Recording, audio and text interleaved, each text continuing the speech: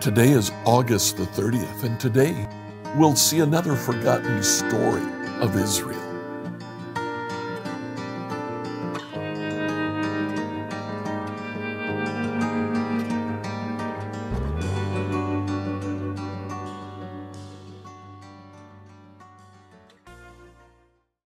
Today, as we read through the Bible in a year, I'd like you to read Judges chapters 19 to 21.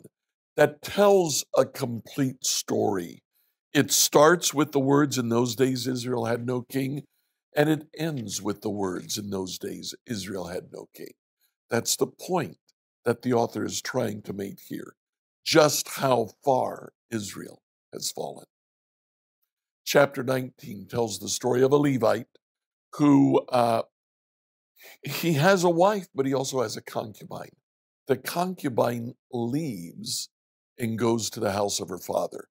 Now, the very fact that she's left tells us a little bit about what the Levite must be like.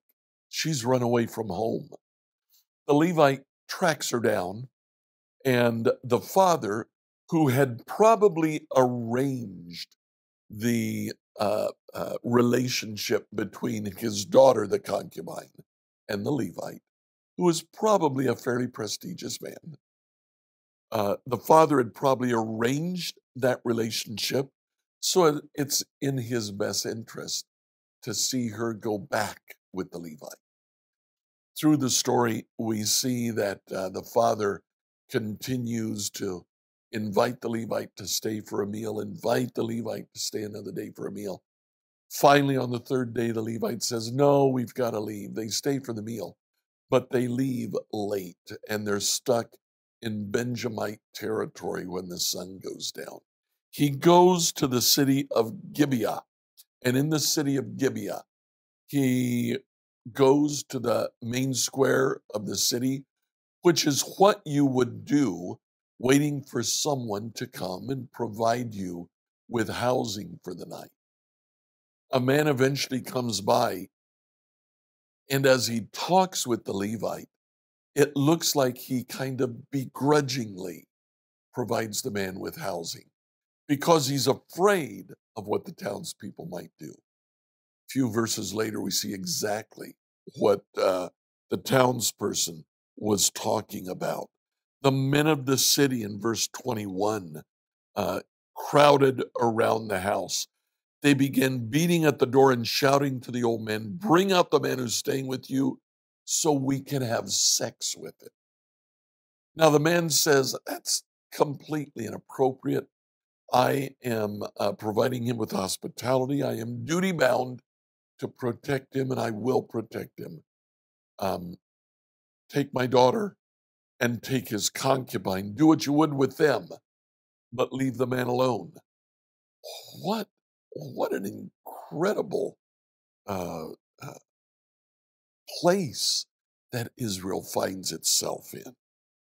Now, the Levite says, "No, keep your daughter." And in verse 25, he took hold of his concubine and he pushed her out the door. And the men of the town abused her all night, taking turns raping her until morning. Finally, at dawn, they let her go. At daybreak, the woman returned to the house where her husband was staying. She collapsed by the door of the house and lay there until it was light. The concubine, the Levite, comes out, says, "Get up, let's go." But there was no answer. The Greek version of this passage adds, "because she was dead." They raped her to death. The Levite takes her, he goes back home. He cuts her body into 12 pieces and sends a piece to each remaining tribe of Israel and said, let's go against Gibeah in Benjamin and decimate the town for what they've done to my concubine. Well, all of Israel comes out. We see that there are, I believe, 40,000 warriors with Israel that go up against Gibeah in Benjamin. Gibeah goes to the rest of the tribe of Benjamin and says, "We're being attacked. Come help us." And the tribe of Benjamin does. You see how things have changed? Instead of a foreign enemy oppressing Israel because of what they've done, Israel has become the oppressor. There is no judge to deliver Benjamin. And that day, all but 600 of the Benjamite warriors were killed. Now, a great number of Israelites of the other tribes also died that day. When they came to the end of the day, the other tribes now relented. They said, "We've destroyed a tribe of Israel. We made a promise that none of us would give our daughters to Benjamin, and now we've killed not only Benjamite warriors, we've killed all the women, all the children, all the old people. Benjamin will die if we don't do something." And so they figure, because they've said, "We won't give our daughters to the Benjamite," they send word to the Benjamites, "We promise we wouldn't give our daughters, but if you come and steal them from us, we won't go after you." And so they arrange to have a festival. The Benjamite warriors come and steal. Not all of them get women. And so the other tribes say, "Well, go to this town, go to that town, steal your women there." How incredibly far Israel has fallen. I do want to draw your attention to the final 2 verses of the entire book of Judges. Verse 24, "Then the people of Israel departed by tribes and family, and they returned to their own homes." Literally, it says each one went to his own tent.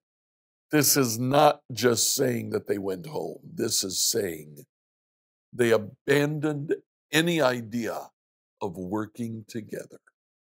There was no king in Israel. Everybody did what was right in his own eyes. That's the extent to which Israel has fallen. My takeaway from these 3 chapters: it's important for us to not focus on what's right in our own eyes. Too many times we can get focused on what we believe is in our own good. Let's look to the good of others. God will take care of us. Like, follow, and subscribe to this devotional on whatever platform you use to listen to it.